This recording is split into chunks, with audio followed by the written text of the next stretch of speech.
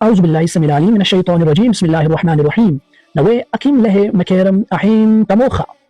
من التتي براي بفي ودبر إليهم إتقولا شير أتصورنو نوي أكيم له مكارم أحيم كموخا من التتي براي بفي ودبر إليهم إتقولا شير أتصورنو أعوذ بالله السميع العليم من الشيطان الرجيم بسم الله الرحمن الرحيم نوي أكيم له مكارم أحيم كموخا من التتي براي بفي ودبر إليهم إتقولا شير أتصورنو نوي أقم له مكارم أهيم كموخة من التتي ببراي بفي بدا بر إليهم تقول شيرة تصورنو نوي أقم له مكارم أهيم كموخة من التتي براي بفي بدا بر إليهم تقول شيرة تصورنو یہ بائبل کی کتاب استثنا بک آف ڈیوٹرانومی چیپٹر 18 ورس 18 میں ایک ایسی پیش گوئی موجود ہے جسے اہل کتاب جیوس اینڈ کرسچن صدیوں سے پڑھتے آ رہے ہیں، لیکن انفارچونیٹلی اس پہ سنجیدہ غور و فکر کم کیا گیا. یعنی کہ یہ ایک ایسی پیش گوئی ہے اور ایک ایسے نبی کے ظہور کی خبر دیتی ہے جو بنی اسماعیل میں سے ہوگا، نہ کہ بنی اسرائیل سے، اور جس کی بات کو اللہ سبحانہ و تعالیٰ لازم الاتباع قرار دیں گے. یعنی کہ اس ورس میں موسیٰ علیہ السلام سے فرمایا جا رہا ہے کہ نوے اقم لہ مکارم اہم کموخا. میں یہ عبرانی زبان ہیبرو زبان میں پڑھ رہا ہوں اس زبان میں، اس اوریجنل لینگویج میں جس میں گاڈ نے موسیٰ علیہ السلام سے کلام کیا تھا. اس میں گاڈ ان سے فرماتے ہیں کہ نوے اقم لہ مکارم اہم کموخا من التتي براي بفي بدبر إليهم تقول شيرة تصورنو. نوے اقم لہ، نوے اس کا عربی میں ترجمہ ہوتا ہے نبی، یعنی کہ نبی کو عبرانی زبان میں ہم کہتے ہیں نوے یا نوی، اور جس کا جمع بنتا ہے نوئین، اور جس کا عربی زبان میں جمع بنتا ہے انبیاء. نوے اقم لہ، اقم یعنی کہ میں اٹھاؤں گا، اقم لہ مکارم اہم کموخا. کموخا کا ترجمہ ہوتا ہے کہ لائک انٹو دی، یعنی کہ مثل تو مبعوث خواہم کر، جس کا پرشن میں ترجمہ ہوتا ہے. یعنی کہ کموخا یعنی کہ موسیٰ علیہ السلام جس نبی کو میں اٹھانے جا رہا ہوں وہ تیرے جیسا ہوگا، ہو بہو تیرے جیسا ہوگا. کموخا من التتي برائے فی کا ترجمہ ہے فی فمی ہے، عربی میں آپ کہیں گے فی فمی، یعنی کہ اس کے منہ میں اپنے کلام ڈالوں گا یا اپنے الفاظ ڈالوں گا. I will raise him up a prophet from among their brethren and I will put my words in his mouth and I will put my words in his mouth. فی فمی یا ہم عبرانی زبان میں کہیں گے کموخا من التتي برائے بفی ودبر إليهم تقول شيرة تصورنو، جس کا عربک میں ترجمہ ہوتا ہے، یا میں یہ کہہ دوں کہ اگر آپ عربک بائبل کھولیں گے تو اس میں لکھا ہے کہ اقیم لهم نبيا من وسط اخوتهم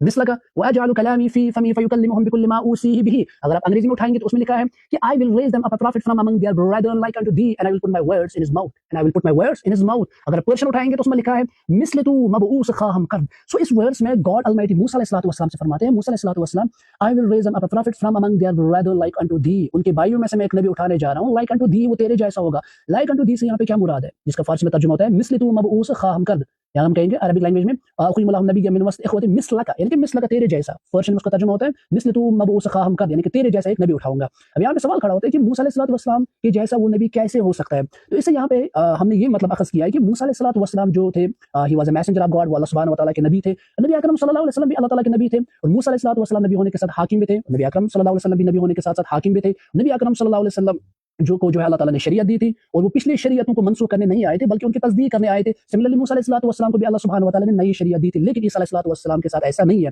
نبی اکرم صلی اللہ علیہ وسلم ان کی جو ہے وہ نیچرل پیدائش ہوئی تھی اور نیچرل ڈیتھ بھی ہوئی تھی، لیکن موسیٰ علیہ السلام کی بھی جو ہے وہ نیچرل پیدائش اور نیچرلی ڈیتھ بھی ہوئی تھی، لیکن عیسیٰ علیہ السلام کے ساتھ ایسا نہیں ہے. جیسے کہ ہمارے یہاں کچھ لوگ کہیں گے کہ اس آیت سے مراد عیسیٰ علیہ السلام ہے، ہم کہیں گے ٹھیک ہے چلو مان لو عیسیٰ علیہ السلام کو نبی، چونکہ یہاں پر عبرانی زبان میں لفظ استعمال ہوا ہے نوے، نوے کا ترجمہ ہوتا ہے نبی، آپ کہیں گے عیسیٰ علیہ السلام نبی، ہم کہیں گے ٹھیک ہے ہم تو مانتے ہیں عیسیٰ علیہ السلام نبی تھے، but according to you he was a god. آپ کے نزدیک وہ خدا تھے یا خدا کے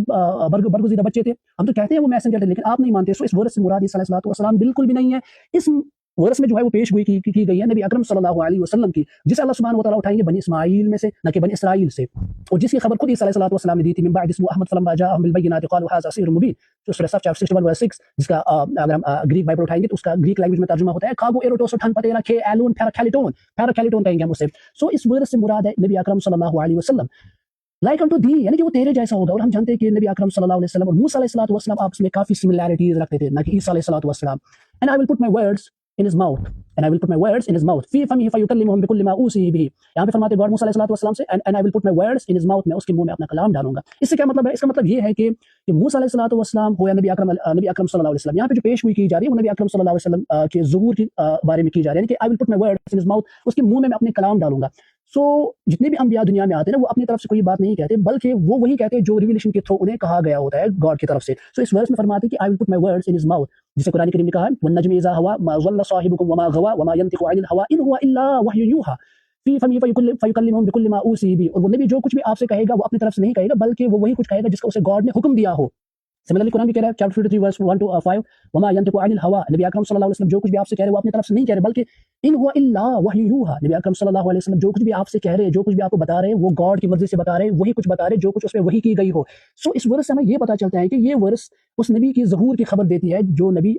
جس نبی کی بشارت سابق انبیاء پہلے ہی دے چکے ہیں، جیسے کہ سلیمان علیہ السلام بھی دے چکے ہیں، داؤد علیہ السلام بھی دے چکے ہیں۔ تو اس ورس میں موسیٰ علیہ السلام کے ذریعے سے یہ بتایا جا رہا ہے کہ ایک ایسا نبی آنے والا ہے جو بنی اسرائیل سے نہیں بلکہ بنی اسماعیل میں سے ہوگا، اور تمام انبیاء جو ہے وہ بنی اسرائیل میں سے آئے تھے، اور بنی اسرائیل کے جو آخری انبیاء ہے that is Jesus Christ peace be upon عیسیٰ علیہ السلام، نہ کہ نبی اکرم صلی اللہ علیہ وسلم۔ نبی اکرم صلی اللہ علیہ وسلم واحد وہ نبی ہے جو بنی اسماعیل میں سے آئے تھے۔ سو اس سے یہ پتہ چلتا ہے کہ حق جو ہے نا وہ اوبویس ہوتا ہے، حق جو ہے نا وہ واضح ہوتا ہے، آنکھیں بند کرنے سے سورج کی کرنیں کبھی ختم نہیں ہوتی ہیں۔ ہم جانتے ہیں کہ ان کتابوں میں جو ہے وہ بہت سارے ورسز کو ریموو کیا گیا، بہت سارے ورسز کو جو ہے وہ ایڈ کیا گیا، لیکن حق روز روشن کی طرح عیاں ہوتا ہے، آپ حق کو کبھی ایلیمینیٹ نہیں کر سکتے۔ سو اس ورس سے پتہ چلتا ہے کہ نبی اکرم صلی اللہ علیہ وسلم ہی وہ نبی ہے جس کی بشارت ہے، جس کی خوشخبریاں ہمیں سابق انبیاء دیتے آ رہے ہیں۔ سو یہاں پہ لازم بنتا ہے کہ ہم نبی اکرم صلی اللہ علیہ وسلم پر درود بھیجیں۔ اللہم صلی علی محمد وعلی آل محمد کما صلیت علی ابراہیم وعلی آل ابراہیم انک حمید مجید۔